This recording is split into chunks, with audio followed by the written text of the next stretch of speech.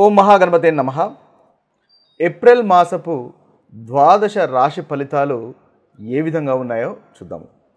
ముఖ్యంగా ముందుగా ఈ ఏప్రిల్ మాసంలో ఉన్నటువంటి గ్రహస్థితి ఏ విధంగా ఉందో ఒకసారి గమనించినట్టయితే, ఏప్రిల్ మాసంలో ముఖ్యంగా కుజుడు మనకు ఏప్రిల్ 3 తర్వాత కర్కటక రాశిలోకి సంచారం చేస్తాడు. అంటే ప్రస్తుతము కుజుడు మనకి మిథునం నుంచి కర్కటక రాశిలోకి 3వ తేదీన సంచారం చేస్తాడు. ఇక శుక్రుడు మీనరాశిలో ఉన్నాడు, ఉచ్చస్థితిలో ఉన్నాడు. అదేవిధంగా మనకి ఏప్రిల్ 13 వరకు వక్రగతిలో ఉంటాడు, అంటే రిట్రోగేట్లో ఉంటాడు. ఆ తర్వాత రుజుమార్గంలో ప్రయాణం చేస్తాడు. ఇక బుధుని యొక్క గ్రహస్థితి కనుక ఈ మాసంలో చూసుకున్నట్టయితే, బుధుడు మనకు మీనరాశిలో ఉన్నాడు. ఏప్రిల్ 7 నుంచి రుజుమార్గంలోకి బుధుడు ప్రయాణం చేస్తాడు. ఇక రవి వచ్చేసి మనకి రవి గ్రహం యొక్క స్థితి మీనరాశిలో ఏప్రిల్ 14 వరకు ఉంటాడు. ఆ తర్వాత మేషరాశిలోకి సంచారం చేస్తాడు. ఇక గురువు వచ్చేసి వృషభ రాశిలో ఉన్నాడు. శని మీనరాశిలో సంచారము, రాహు మీనరాశిలో సంచారము, అదేవిధంగా కేతువు కన్యరాశిలో సంచారం. ఇది స్థూలంగా ఈ మాసంలో ఉన్నటువంటి గ్రహస్థితి. ముఖ్యంగా ఈ మాసం ప్రారంభం నుంచే శని మనకి కుంభరాశిలో నుంచి మీనరాశిలోకి సంచారం చేస్తున్నాడు. కాబట్టి దాదాపుగా అన్ని రాశుల వారికి ఈ శని గ్రహము 2.5 సంవత్సరాల యొక్క ఫలితాలలో మార్పు అనేది ఈ మాసం నుంచి ప్రారంభమవుతుంది. ఇక అది కాకుండా ముఖ్యంగా ఈ 30వ తేదీ రోజు దాదాపుగా షష్టగ్రహ కూటమి కూడా మనకు మీనరాశిలో కలుగుతుంది.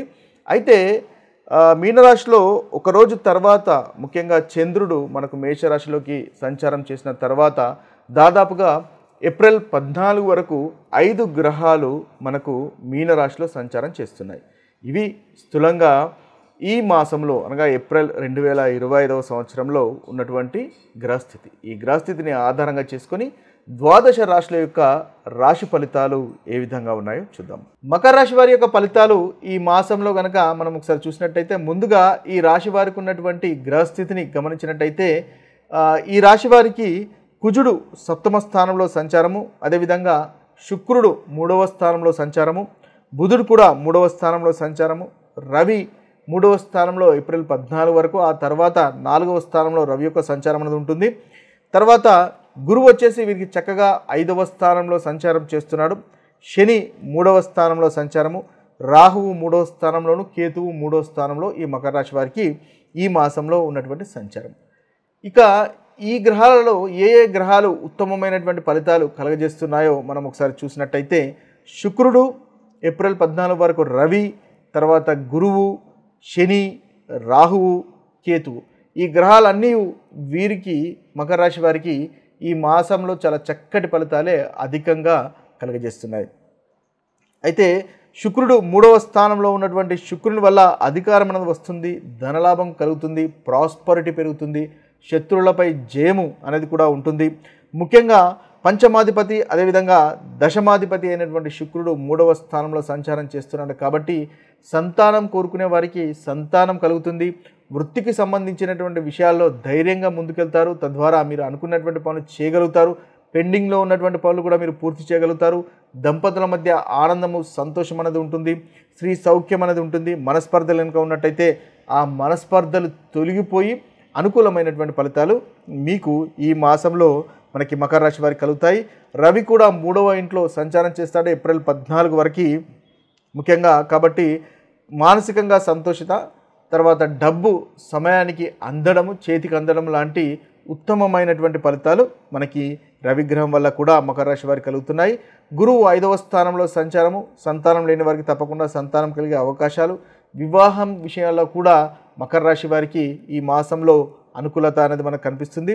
ఇక 7 సంవత్సరాల నుంచి మనకు ఏలినాటి శని అనేది ఇప్పుడు మీకు తొలగిపోతుంది.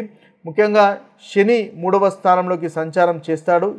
ఏదైతే ఈ మాసంలో శని మీనరాశిలోకి సంచారం చేస్తున్నాడు కాబట్టి ఏలినాటి శని పోయి మీకు శని యొక్క సంచారం చాలా చక్కటి ఫలితాలు ఈ మకర రాశి వారికి కలగజేస్తున్నాడు. మీకు ధైర్యం అనేది పెరుగుతుంది. కమ్యూనికేషన్కి సంబంధించినటువంటి విషయాల్లో అధికంగా మీకు అభివృద్ధి అనేది ఉంటుంది. ప్రమోషన్స్ వస్తాయి, హైక్స్ వస్తాయి. ఉద్యోగం లేని వారికి తప్పకుండా ఉద్యోగం అనేది కలుగుతుంది. ధనలాభం పెరుగుతుంది.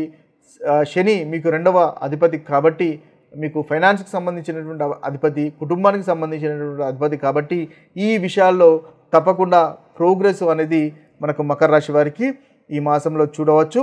ఇక రాహు కూడా 3వ ఇంట్లోను 9వ ఇంట్లో సంచారం చేస్తున్నాడు. రాహు వల్ల కూడా చాలా చక్కటి ఫలితాలు కనిపిస్తున్నాయి. కేతు వల్ల ఆధ్యాత్మికత, తర్వాత స్పిరిచువాలిటీ అనేది పెరిగేటటువంటి అవకాశాలు ఈ రాశి వారికి, మకర రాశి వారికి ఈ మాసంలో గోచరిస్తున్నాయి. ఇవి స్థూలంగా మీకున్నటువంటి మంచి ఫలితాలు. ఇక జాగ్రత్తలు తీసుకోవాల్సినటువంటి అవసరం ఉన్న ఫలితాలను కనుక మనం చూసినట్టయితే రవి 4వ స్థానంలో సంచారం చేస్తున్నాడు కాబట్టి ఎప్పుడైతే ఏప్రిల్ 14 తర్వాత ప్రాపర్టీస్కి సంబంధించినటువంటి విషయాల్లో కాస్త జాగ్రత్త పడండి. అదేవిధంగా దంపతుల మధ్య మనస్పర్ధలు, ఈగోస్ వల్ల కలిగే అవకాశాలు ఉంటాయి కాబట్టి ఆ విషయాల్లో కాస్త జాగ్రత్త పడినట్టయితే మకర రాశి వారికి ఓవరాల్గా ఈ మాసంలో చాలా చక్కటి ఫలితాలే అధికంగా గోచరిస్తున్నాయి. ఇక మీరు ముఖ్యంగా కుజునికి సంబంధించినటువంటి విషయాల్లో హనుమంతుని పూజించండి లేదా సుబ్రహ్మణ్య స్వామిని పూజించడం వల్ల ఈ మాసంలో మకర రాశి వారికి ఉన్నటువంటి ప్రతికూలమైనటువంటి ఫలితాలు తొలగిపోయి అనుకూలమైనటువంటి ఫలితాలు కలుగుతాయి. ఇక మనం ముఖ్యంగా గమనించవలసింది ఏంటంటే మన జన్మజాతకంలో కనుక చక్కటి ఫలితాలు, చక్కటి దశ అంతర్దశలు జరుగుతున్నట్టయితే మీకు మంచి ఫలితాలే అనుభవంలోకి వస్తాయి.